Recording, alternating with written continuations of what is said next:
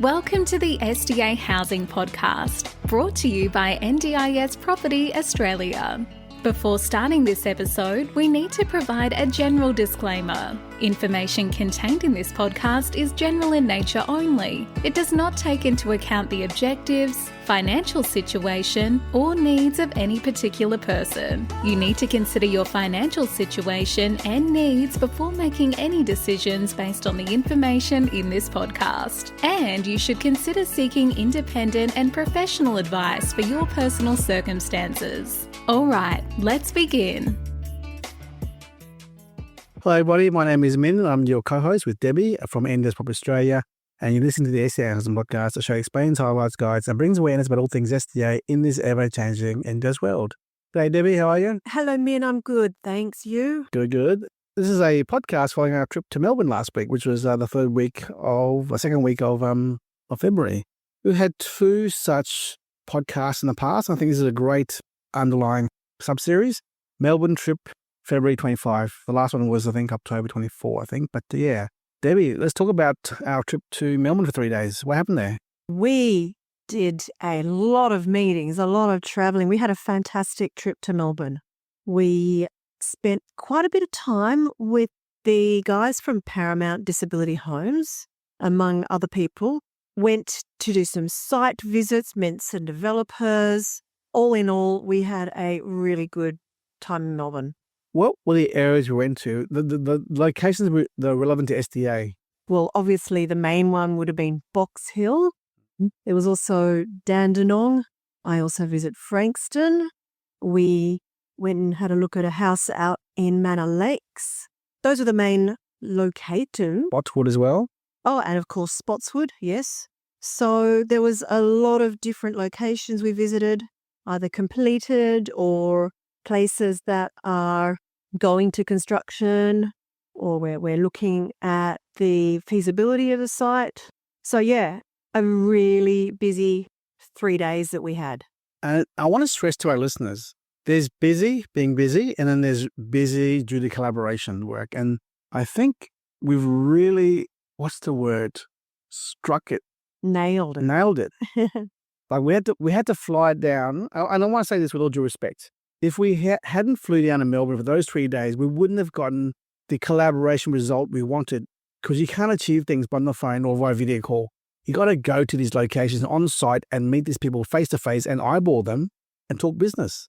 And that's the only way. And it just struck me in front of Debbie in the meetings that the collaboration way was the way to go. Unless you have SDA provider and civil provider in the same room, at the same table, discussing, planning, it's not really going to work, because, it really means a lot when you eyeball someone and say, let's work together. Yes, let's do it.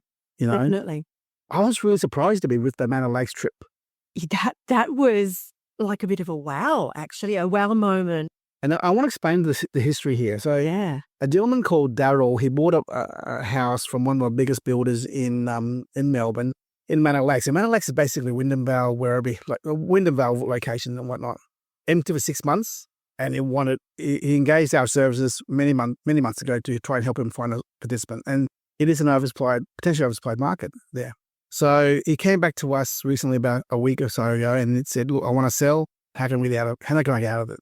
And I felt sorry for the guy. And I said to him, look, me and Debbie are down there anyway. We want to come out and see you. So it was a good 45-minute drive on Friday morning, Debbie. And Jonathan from Paramount drove us out there. We went into the house. Describe the house, Debbie. Describe what you saw there. The house was lovely. It's a 3-bedroom, 3-bathroom, 2-tenant house. Very good design, very good quality build. 5 sprinklers. Yeah, 5 sprinklers, beautifully landscaped, fully furnished. And it was just a great looking home. But it was in one of the new estates, so vacant blocks on either side, and really, near nothing else, in the middle of nowhere. Which it's not a nice park though. There was a lovely park in the front, yeah. And this is obviously, there are a lot of properties out in a similar area, in a similar kind of situation. And I said to Daryl, I said, mate, we can try and help you sell it, but then it's going to be sold to someone that's empty, and then it's like kicking the can down the road. It'll be their problem next, how they find participants and everything. And I spoke to Jonathan, who had to be in the car outside on another vehicle, who drove us there. And Jonathan came in and he said to us all, look, I'll fill us up today or next week if you want with the tenant, still head lease. Yeah, not SDA, but still tenant. And in the discussion with Jonathan and Daryl and Debbie there, we didn't realise that the still head lease had more income than we thought. We thought $600 a week, right? That's what we thought, Debbie. But when he said the still provider was willing to offer $650, $640 a week for the first participant, and when the next one comes along in the future, there'll be another $600 or so, or $550 per week. So that was looking at possibly $1,000 or $1,200 a week in rent here for a still head lease. And that is equivalent to one SDA funded participant. One IL participant is $60,000 a year anyway. So this still head lease equates to basically the same thing, but it also gives the investor, whoever it is going to be in the future, the chance to secure, if it is a SDA house here, by the way, a chance to find that SDA participant from the same still provider in the future. Or even potentially those still participants or the still participant that's moved in may actually upgrade to SDA funding. So the vendor wants out. He's selling out to do other projects. He's going to sell out. But at least by putting this backup plan, this alternative plan in place, a still head lease with a participant or two, it allows the next incoming buyer who comes in to actually have chance to have a long-term outcome with a bit of patience. With an immediate income on the investment. Correct. Otherwise, there's no hope of selling the house, being empty. And what was even more surprising was this was Friday morning. We went out to the house. We got there at about 9:30, 10 o'clock. By that afternoon, the tenant and the still provider had moved in. Within 4 or 5 hours, yes. Which was, astonishing to us that it could happen so quickly. And I guess that just goes to show that there is such a need for SIL housing. Now, whilst this is not a SIL house as an SDA house for participants that might not, at this point anyway, have SDA funding or qualify for SDA funding, it's still a lovely, accessible home. And in this current state of affairs that Australia is in with the lack of housing, I think it's a great option for properties out there that are maybe in oversupplied areas, that you can potentially get a SIL head lease income equivalent to that of an SDA funded participant. Now, this vendor owner is selling no matter what.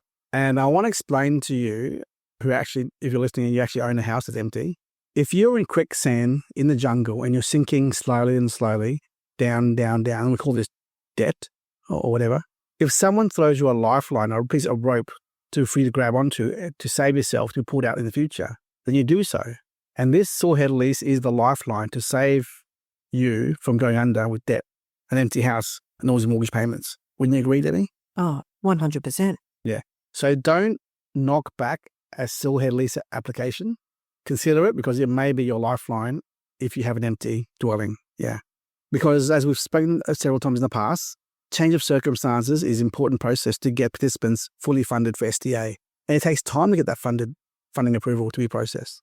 So that's just one big tick for us to see firsthand how quickly things can move if you have the right connections. Collaboration, as I said. Now, moving on, we had lunch, Debbie, with Kevin from Paramount as well, with a gentleman called Hiram, who runs a NRS facility in Dandenong. Tell us more about that project, please, Debbie. Yeah, look, we've been dealing with Hiram for some time now. He has a mixed use facility in Dandenong that's been up and running now for several months. At the bottom of the building is some allied health offices. They've got their SIL offices down there. SIL, of course, being supported independent living, so they provide the care to the participants on site.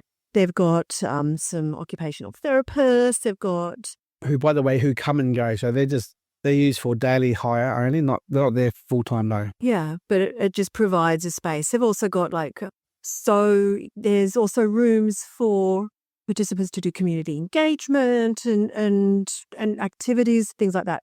On the first level, they have a bunch of rooms that have been set up for MTA and STA, short-term accommodation respite. This is been really successful. They're kind of like hotel rooms. It's just a room with a bathroom, and these participants are fully supported in their short-term or medium-term accommodation. But at the top of the apartment building, they have 8 2-bed, 2-bath SDA units. Now, what was the most surprising thing was that they had actually tenanted these apartments, all but one, which is close to being tenanted, within 90 or 100 days. So 3 months to get almost full tenancy of 8 SDA apartments. They were, Debbie, 2 per. Yeah. So 2 times 7 and then one. Yeah. I'm not sure if they were all 2 tenants or some of them were one. They were all 2 tenants, yeah. All 2 tenants. So a really unique model that has been set up here. And basically the MTA tenants moving in are waiting for SDA funding a lot of the time or waiting for an appropriate property to come along. And what Hiram has managed to do is actually transition those participants directly upstairs into the SDA apartments because they liked it there so much. I want to jump in here and challenge the status quo here. Those people out there say, oh, people, there's no SDA. It's very hard to get SDA funding for apartments. Well, that just proved that this facility here proved that wrong. They're in housing. It takes 6 to 9 months to fill them up. Well, this has proved it wrong. 90 days. You got to think big picture here. When you have a facility where there's allied health professional supports downstairs and communal area for everyone to hang out with, and MTA and Respite together, and SDA together, it is a one-stop shop, right? We have the draw card, big MTA. And by the way, MTA is medium-term accommodation where you have 3 months at a time while you're waiting for construction of other SDAs, whatever it is. While you're there, I want to go upstairs and get an apartment anyway. So here it is. It is the draw card. It is the way of the future. The way that Hiram did in his Dandenong facility, I believe is the way of the future. And kudos to him. Congratulations, Hiram. You've done very well. But that is the benchmark of the future where you can have multiple services on site by one care provider doing all the set services. Yeah. He also wants to use these. He's got 2 more under construction, these centres, these mixed-use developments. And he wants to use them as a hub whereby within like a 5-kilometre radius of that hub, he's also providing SIL supports in SDA and SIL homes using his care staff, his carers that are staff and work out of that facility. So thereby they might not have full hours as working in the actual facility, but they can go out and a couple of hours here or there in some of the other properties. So really interesting model that is obviously working. And he's actually built his team up to 45 people working out of that one facility over those last few months. So the way that he operates his care business, we're now going to collaborate with him, with Paramount in Melbourne, to work on 2 other projects. One is in Spotswood. There are 34 apartments there, SDAs, and 5 or 4 OOAs with 3 DDAs, disability design apartments, which we can bring in a successful operator in care like his into that Spotswood model as well. So we're organising a meeting this week to do that, plus an introduction to him to one of our other clients in the past we've mentioned who is doing 25 to 30 houses under construction right now around, I think, southeast Melbourne, Debbie? Mainly southeast and north Melbourne. Yeah. So again, collaboration between the owner with the SDA provider and the SIL provider and us coordinating it all works well. You got to work together as a team, right? Just like in any sports, you got coaches, assistant coaches, and everything else in the team there. By flying down, being in Melbourne and collaborating face to face in the same room, that's the only way we can actually make this work. And it's actually working for us now. It didn't work before, Debbie, but until now it is. We pulled the right people together and it will come together. Yeah. It's really exciting. So much good came out of these conversations and these meetings. And we're not talking 1 or 2, we're talking about 20, 30, 40 at a time here. Yeah. And everyone's working together to make it all work, which is the way to go. And then we've got another 50 or so houses around Melbourne that are empty, SDA built but empty. They were purchased as distressed. We're looking at getting them all packaged up to be sold to mum and dad investors as SIL houses with potentially SIL head leases. Particularly given the success that we had with that one house at Manor Lakes. Yeah. And now we're also looking at another 40 to 60, maybe 40 SDA IL apartments, refurb fitted out to be SDA compliant for IL. Tell us a bit more about that, Min. Well, you listen to our previous podcast with Paramount on Box Hill, the hidden gem. That's all discovered. That's all mentioned in that podcast there. Yeah, so that is cool. But there was also some developers that we met up with. We had about 4 or 5 different meetings. Gary 1, Gary 2, Frank, yeah. Sam. Yeah, a bunch of different groups of people. So more larger developers doing stuff. Tell me about your Sam visit at Frankston, at the marine harbour there, the marina. Yeah, so I went down and I met Sam, who is based down in the Patterson Lakes, and he's actually got a site down in Frankston, which he took me down to see. And he's got plans. They've already been certified. He's literally just waiting to start construction. But he wasn't sure, should he sell the site with the plans? Should he start construction, sell off the plan, complete it, and then sell it? So great site, great location, just 5 units with OOA. It's only a small kind of 600 square metre block of land. So we're going to be hopefully working with him to actually try and get pre-sales on that small development there. So that was good to see that area, because Frankston, the Mornington Peninsula, has a lot of demand, and always excited to hear about anything going on down there. And we have, I think, 2 sills that could be interested in them, one being Mehu or one is Hiram as well. So, yeah, absolutely. So our role really is also collaborating and bringing in our contacts to try and support the introduction of participants to those dwellings there. So there's Frankston there, Sam at Spotswood as well.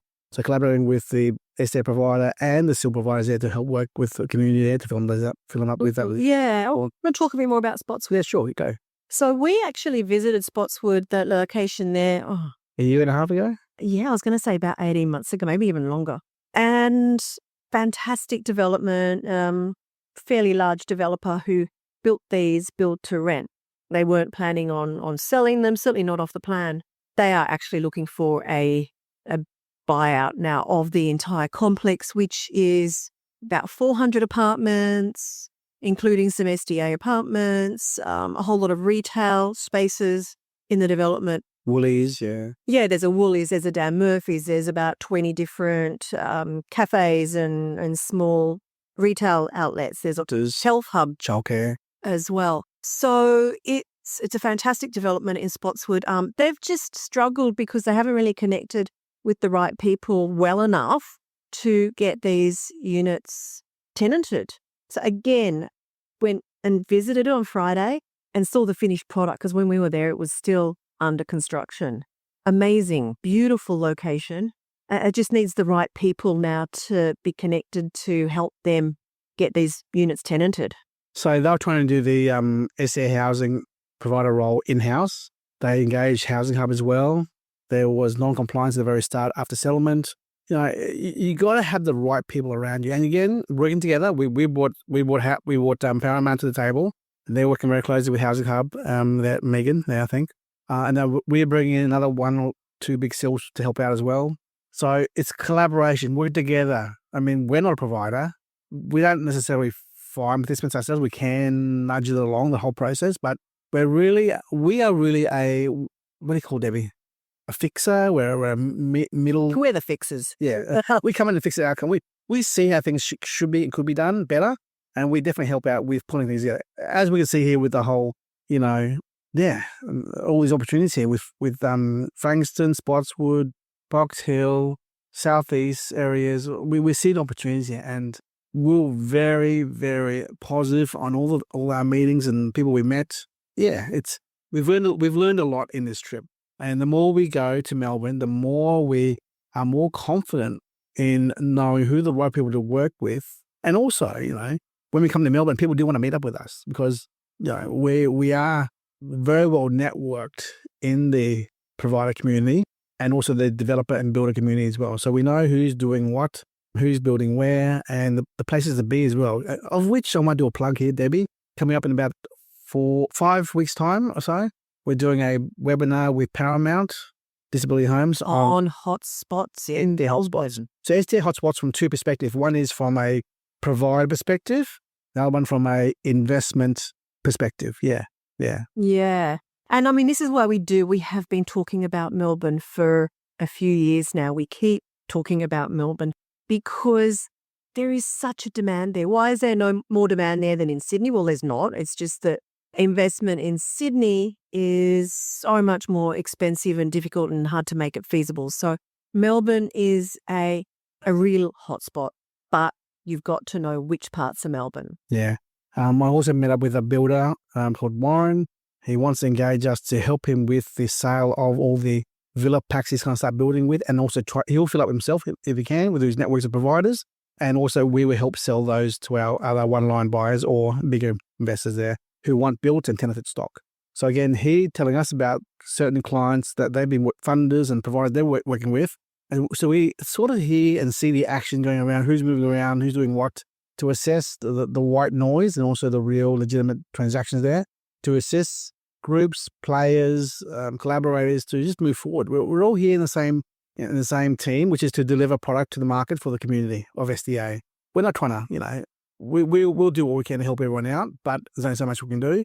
And we absolutely love the idea of collaborating with people who share the same vision, the same passion to deliver product. And we'll do what it takes to help people out there who need help, be it providers or investors or developers, to introduce and collaborate together to achieve a common goal here. And that is successful collaboration, delivery of product in the marketplace, which is sorely needed across Melbourne in the coming 12 months. I can tell you that for sure. Especially with the release of the leases on the government. Yes, in December 25. Yeah. Cool. I think that's been enough for today. I do feel like we'll need to go to Melbourne every month, Debbie. You and I taking turns going to Melbourne because there's so much work down there that we feel like the next 2 to 3 years, we'll be working on procurement support to other providers, resale of houses and apartments, refurb fit-outs of apartments that are sitting there empty, but also small-scale 10, 15-pack apartments around Melbourne in high-demand areas to project manage with those builders and developers to the community for the providers to benefit from, for sure, yeah. Mm-hmm. Any last words on Melbourne, and before we finish this podcast? If you wonder why, as I just said, we're harping on and on again about Melbourne, it's because it really is a hotspot. And definitely keep an eye out for our upcoming webinar. Jump on that to hear more from the horse's mouth, if you like. And we're just really excited about Melbourne. I want to jump in one last bit to clarify what Debbie said here, and also what we said in the past. In the past, Debbie, you and I have said, oversupply Melbourne, blah, blah, blah, West Melbourne. Oh my God, what's going to happen here? But yet knowing what we know now with the, release of all these state-owned and controlled group homes that are coming up for termination of lease, expiry of lease, even the existing 300-400 potentially out there, empty SDA houses out there, that won't be enough to satisfy the demand for SDA housing. They'll all be sucked up within a year, I believe, because my guess is there'll be at least between 3,000 to 5,000 SDA participants coming out in the next year and a half looking for SDA housing, new builds. And those existing empty houses out there in West Melbourne may probably be soaked up, and we still need more in Melbourne. Yeah. And I'm confident of everywhere but West Melbourne, yes. If you build in the right area, the right product with the right data behind it all, it'll be fine. And that's the area we're working with. We're working on large scale volume here, not 1 or 2 here, 1 or 2 there. We're doing 20 here, 10 there, 15 there, 30 there, 40 there, 50 there. That's the kind of scale we're working on a procurement level and also a development level and project marketing level that we're doing well in that area ourselves. And that's why we have our reputation as it is. I was in a meeting, Debbie, with Hong Noling, the town planner, and then Kevin and Jonathan. Even Kevin said to Hong, the town planner, people out there don't really know what we do. In this property Australia, they don't know what we really are. We're not a provider. We really are a mouthpiece for SDA knowledge. And we've learned this ourselves. And by networking and hustling hard, we're an advisor, we're a researcher. And by the way, in the background, I am a provider, yes, but I won't promote it as such. We're a real estate agency, we're a feasibility service, we're a procurement support service. Consulting service. We're all the above because we're a team that specialises in SDA. Yeah, yes, we may be a jack of all trades, true, but you know what? There's not many out there, groups out there that are jack of all trades in SDA, And it is specific to SDA. Yeah. That's what's important to note here. We're continuing to evolve and learn ourselves, and we're bringing on board more staff to handle the niche area of SDA. And who knows where we'll be in the next year or so, or 2 years. We may be development managers, project managers as well, for sure. But we definitely are really enjoying the collaboration and networking opportunities out there that the market like Melbourne does offer us at the moment. Yeah. Anyway, Debbie, thank you so much for your contribution today. Look forward to our next Melbourne trip in about 2 months' time or so. Yeah. Bye-bye. Bye. We hope you enjoyed this episode. Please make sure you are subscribed and following us so you can keep in the loop with all of our upcoming episodes. We would really appreciate it if you could leave us a 5-star rating, a written review, and to share this podcast with those that could benefit. Until next time, catch you on the next episode.